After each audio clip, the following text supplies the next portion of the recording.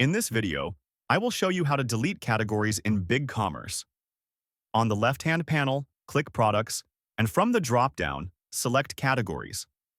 This will take you to your full list of category groups. Find the category you want to delete. On the right-hand side of that category, click the three-dot icon, and a drop-down will appear. Select Delete, and you'll see a confirmation pop-up. Simply click Delete Categories to proceed. If you need to remove several categories at once, you can also bulk delete them.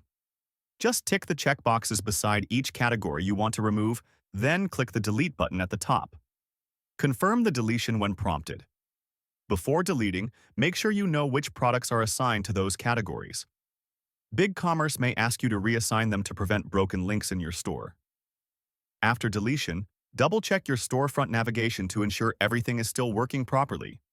And that's how to delete categories in BigCommerce.